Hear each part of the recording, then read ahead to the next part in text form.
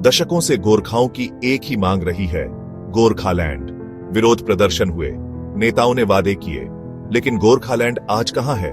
क्या यह सत्ता में बैठे नेताओं की विफलता है या हम जनता भी इसके लिए जिम्मेदार हैं? आज सैमी ली और मिलाप पर हम इस जलते हुए मुद्दे की गहराई में जाएंगे। गोरखालैंड की मांग नई नहीं है। यह 1907 में ब्रिटिश सरकार को दिए गए पहले झापन से शुरू हुई थी। 1980 के दशक में यह मांग तब जोर पकड़ने लगी जब Gorkha national liberation front GNLF ने सुभाष घी सिंह के नेतृत्व में एक बड़ा आंदोलन किया। 2007 में बिमल गुरुंग और गोरखा जनमुक्ति मोर्चा GJM ने इस मांग को फिर से जीवित किया, जिससे हिंसक प्रदर्शन, भूख हड़ताल और राजनीतिक टकराव हुए। संस्कृति और पहचान गोरखा समुदाय खुद को पश्चिम बंगाल में राजनीतिक और सामाजिक रूप से हाशिए पर महसूस करता है। राजनीतिक उपेक्षा। दार्जिलिंग पश्चिम बंगाल की अर्थव्यवस्था में बड़ा योगदान देता है, चाय, पर्यटन, जल विद्युत, लेकिन यहाँ बुनियादी सुविधाओं की भारी कमी है। आर्थिक विकास। एक अलग राज्य बनने से यहाँ नौकरी, व्यापार और सरकारी योजनाओं में सुधार हो सकता है।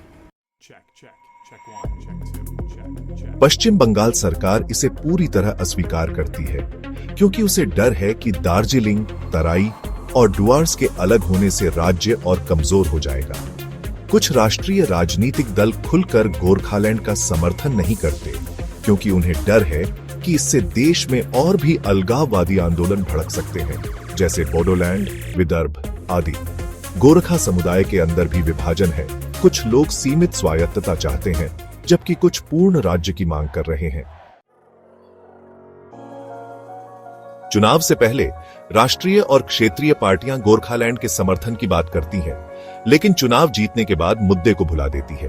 2009 में बीजेपी नेताओं ने खुलेआम गोरखालैंड समर्थन दिया था, लेकिन बाद में इससे दूरी बना ली।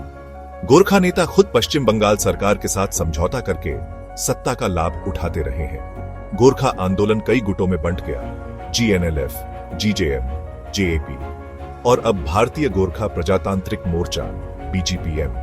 एकजुट होने के बजाय पार्टियां सत्ता की लड़ाई में उलझी हुई हैं। जब आंदोलन अंदर से कमजोर होगा तो बाहर से मजबूत कैसे होगा? हर बार जब यह मांग जोर पकड़ती है, पश्चिम बंगाल सरकार पुलिस कार्रवाई, गिरफ्तारी और इंटरनेट बंदी के जरिए इसे कुचल देती है। कई बार गोरखा नेताओं को धमकाया, रिश्वत दी या शांत करा दिया जाता है। कई बार आंदोलन बातचीत तक सीमित रह जाता है और कोई ठोस नतीजा नहीं निकलता। तेलंगाना और उत्तराखंड में लाखों लोगों ने वर्षों तक संघर्ष किया, लेकिन गोरखालैंड आंदोलन फेज वाइज आता जाता रहा है। लोग प्रदर्शन में सिर्फ जबरदस्ती शामिल होते हैं, लेकिन आंदोलन को लगातार आगे नहीं बढ़ाते। गोरखा समुदाय में ही एकता की कमी है। कुछ GNLF को, कुछ GJM को और कुछ TMC को समर्थन देते हैं, जिससे आंदोलन कमजोर होता है।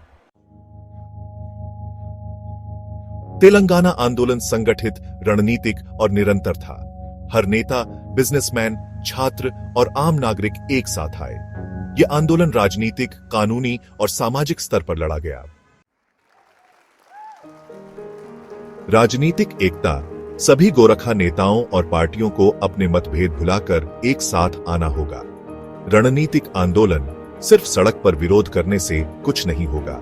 कानूनी लड़ाई, राजनीतिक लॉबिंग और कूटनीति जरूरी है। आर्थिक आत्मनिर्भरता।